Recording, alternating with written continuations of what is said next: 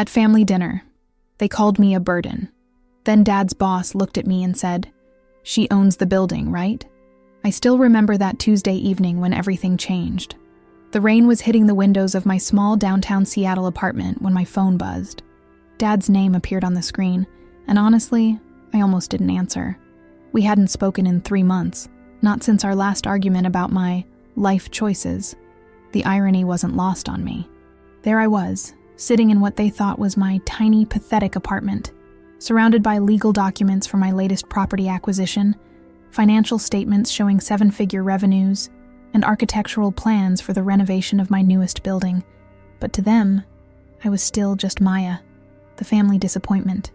"Maya?" His voice sounded different, strained. I need to ask you something." I set down the contract I'd been reviewing, a lease agreement for a tech startup wanting to rent the entire second floor of my Meridian building. "What is it, Dad?" "There's this dinner, company dinner. My boss, Mr. Richardson, he's coming over this Saturday. Your mother insists the whole family should be there." He paused, and I could hear him swallow nervously. "Including you." The silence stretched between us. I could hear Mom in the background, probably coaching him on what to say, how to make this request without acknowledging the months of radio silence. I almost laughed. Almost. "You want me at a family dinner? After Mom spent our last conversation telling me I was wasting my life working at a coffee shop? After she said I was an embarrassment to the family? Maya, please, this is important for my career. Richardson's considering me for the regional manager position. The salary increase would be significant. I need everything to look perfect. Perfect." There was that word again. I looked around my apartment, at the stack of real estate documents on my coffee table, at the laptop displaying my property management dashboard, showing rental income that exceeded Dad's annual salary every single month. They had no idea what I'd been building while they thought I was just serving coffee and living in a studio. The apartment wasn't large, that much was true, but it wasn't because I couldn't afford bigger. I'd chosen this place specifically because it was above my first coffee shop, because it kept me connected to my business, because it reminded me every day of how far I'd come from the scared 18-year-old who'd moved out with nothing but determination and a $1,000 loan I'd gotten from a community program. "Fine," I said finally.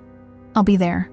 The Saturday evening air was crisp as I walked up the familiar driveway of my childhood home in Bellevue. The house looked exactly the same.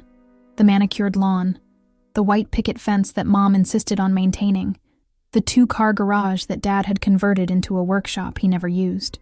Through the large windows, I could see them setting up the dining room with the good china, the set that only came out for holidays and important occasions. I paused at the door, checking my reflection in the glass. The simple black dress I'd chosen was actually designer, purchased during a business trip to New York when I'd been meeting with potential investors. The flats were Italian leather, comfortable enough for the long days I spent walking through properties, but elegant enough for any boardroom. But to my family, I knew they'd see discount store dress and can't afford heels. I knocked instead of using my key. Somehow it felt appropriate. This wasn't my home anymore. Hadn't been for years. Mom opened the door, her smile tight and practiced. She was wearing her navy dress, the one she considered her most sophisticated outfit. "Maya, you came." She looked me up and down, and I saw the slight disappointment in her eyes, the same look she'd given me since I was 16 and refused to follow the path she'd mapped out for me. "Well, come in then. Everyone's already here."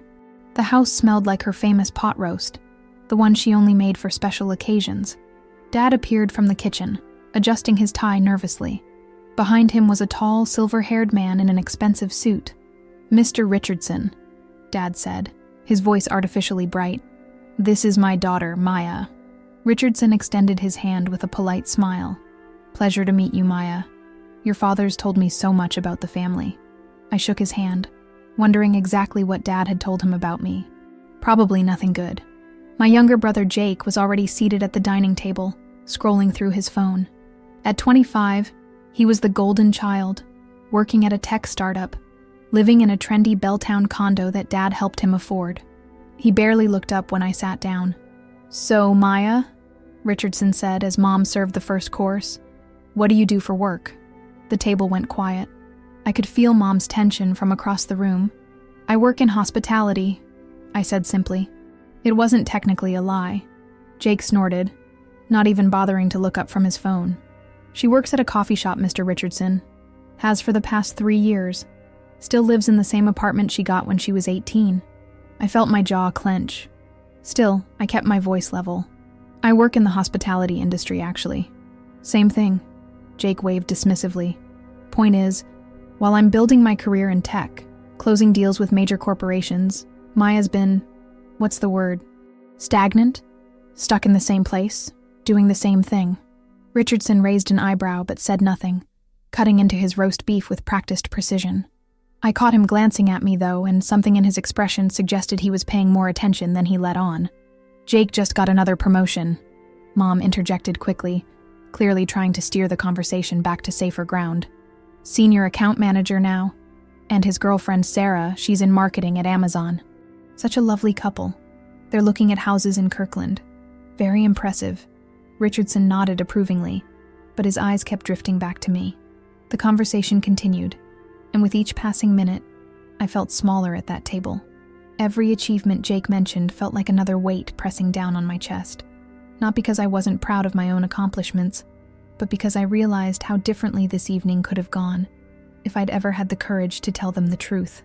The conversation continued, and with each passing minute, I felt smaller at that table. Mom kept steering the discussion toward Jake's achievements, his recent promotion, his new girlfriend who was also in tech. Jake just closed a deal with Microsoft, Mom beamed. Isn't that wonderful, Mr. Richardson? Very impressive. Richardson nodded approvingly. Then the focus turned to me again, like a spotlight I couldn't escape. And Maya, Mom said, her tone shifting to that particular mix of disappointment and concern she'd perfected over the years, still lives in that tiny apartment downtown. We keep telling her she should move back home, save some money, maybe go back to school, get a real degree this time. Not just that associate's degree in business. The associate's degree that had taught me about market analysis, financial planning, and property management. The degree that had given me the foundation to build everything I'd accomplished. But to them, it wasn't enough. It was never enough. Mom, I said quietly, my hands folded carefully in my lap. I'm doing fine where I am. Fine? Jake laughed, and the sound was sharp in the quiet dining room. Maya, you're 28. Most people our age are buying houses, starting families, building something meaningful. You're still serving lattes and living like a college student. I mean, when was the last time you even went on a vacation? When was the last time you bought something nice for yourself? If only he knew about the business trip to Tokyo last month, or the weekend in Vancouver I'd taken after closing the Pine Street deal. If only he knew about the watch I was wearing, a simple piece that cost more than his monthly rent. Dad cleared his throat uncomfortably, his fork scraping against his plate. Jake, maybe we should— No, Dad, it's okay, Jake interrupted, warming to his theme. Mr. Richardson should know what kind of family he's dealing with. We're successful, accomplished people.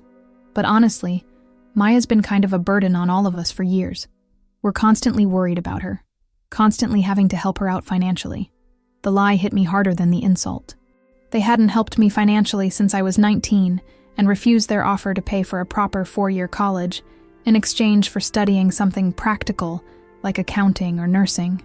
Jake, Mom hissed, but the damage was done. The word hit me like a physical blow. Burden. Jake, Mom hissed, but the damage was done. Richardson had stopped eating, his fork suspended halfway to his mouth. The silence stretched on for what felt like hours. I see, Richardson said slowly, his eyes moving between Jake and me. A burden, you said? Jake, not reading the room, doubled down. I mean, yeah, it's tough having a family member who just can't seem to get their life together. Dad's always stressed about it, worrying about what people will think. I felt my hands trembling slightly as I reached for my water glass. 3 years. 3 years of building something, of working 18-hour days, of sacrificing everything to prove them wrong. And this is what they thought of me.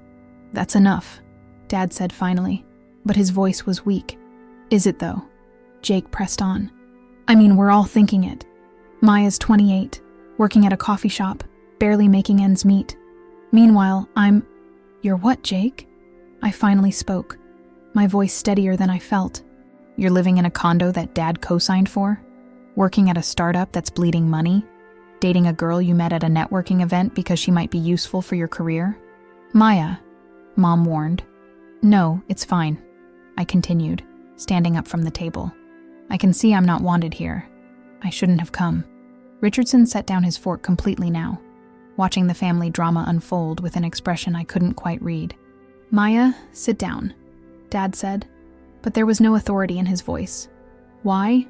So Jake can tell your boss more about what a disappointment I am? So you can all feel better about yourselves by putting me down? The dining room felt suffocating. The walls seemed to close in as I looked around at their faces, at the family that had never believed in me, never supported me, never even bothered to ask what I was really doing with my life. I was halfway to the front door when Richardson's voice stopped me. Maya, wait. I turned around, expecting another polite dismissal, another confirmation that I was indeed the family failure they all believed me to be. But Richardson's expression was different now. He was looking at me with recognition. You said you work in hospitality, he said slowly. Would that be the hospitality business downtown, near Pike Place Market? My heart started beating faster. Yes. Maya Chen? He asked, and I heard Jake snort from the dining room. That's not even her real name, Mr. Richardson. She goes by Maya Rodriguez, our family name. But Richardson wasn't listening to Jake anymore. He was staring at me with growing realization. Maya Chen, he repeated. You own the Meridian building on 2nd Avenue, don't you? The silence that followed was deafening. I could hear the grandfather clock in the hallway ticking, could hear Mom's sharp intake of breath from the kitchen doorway. You know about that? I asked quietly. Know about it? Richardson stood up. His entire demeanor changed. My dear, my company has been trying to lease space in your building for 2 years. We've been dealing with your property management company, Chen Holdings. I had no idea. He trailed off, looking back toward the dining room where my family sat in stunned silence. Wait, Jake's voice cracked. What building?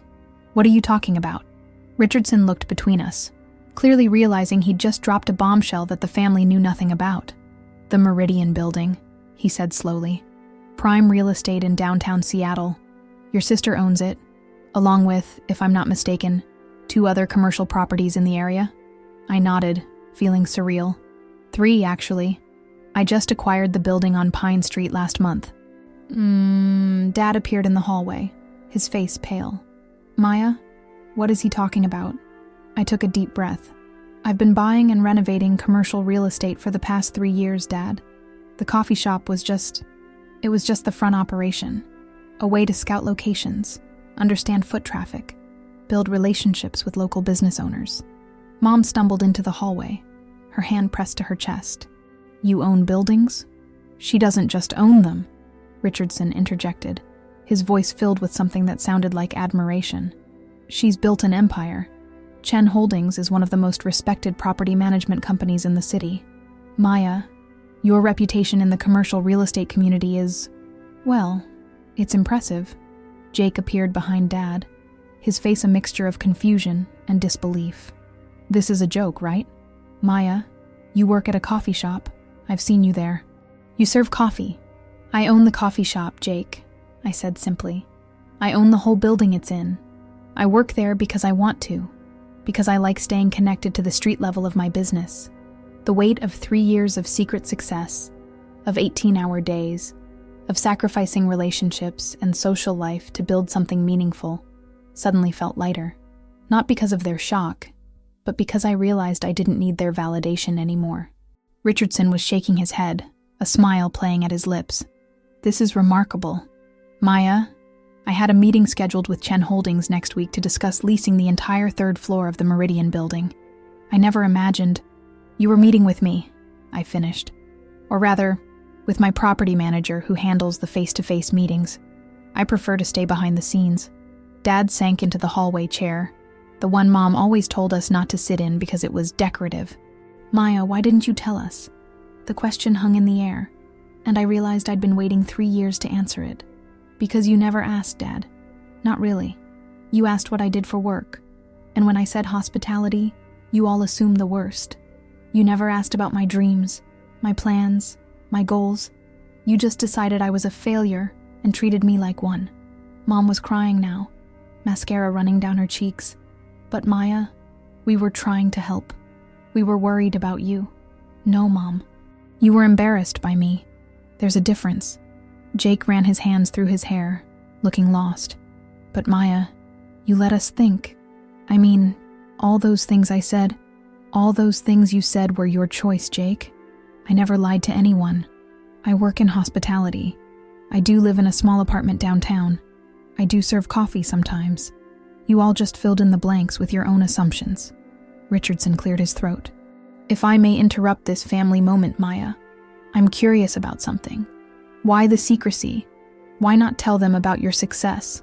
I looked around at their faces, at the family that had spent years treating me like a burden, like a cautionary tale, because I wanted to prove to myself that I could do it, that I could build something meaningful without anyone's help, without anyone's approval. And honestly, I wanted to see how long it would take for any of you to actually ask me about my life, instead of assuming you already knew the story. The grandfather clock chimed 8 o'clock, its sound echoing through the suddenly quiet house. Maya, Dad said finally, his voice broken. I'm sorry. We're all sorry. I nodded, but the apology felt hollow after 3 years of being treated like a disappointment. The irony, I said, picking up my purse from the hall table, is that I came here tonight hoping you'd finally see me differently, that maybe for once you'd be proud of me. But I realize now that I don't need that anymore. I built something amazing, and I did it without any of you believing in me. Richardson stepped forward. Maya, about that meeting next week. My property manager will handle it, Mr. Richardson. That's what I pay her for. I looked back at my family one last time. Dad, I hope you get that promotion. I really do. And Jake, I hope your startup works out. I walked toward the door, feeling lighter with each step. Maya, wait, Mom called out. Where are you going? I turned back, and for the first time in years, I smiled at them without any sadness behind it. I'm going home, Mom, to my small apartment downtown, the one above my coffee shop, the one in the building I own, the one where I'm actually happy. As I walked out into the Seattle evening, I heard Richardson say to my father, You know, Tom, you might want to reconsider how you talk about your daughter. She's quite remarkable. The rain had stopped, and the city lights reflected off the wet streets as I made my way back to my real life, the one I'd built myself, 1 cup of coffee and 1 property deed at a time.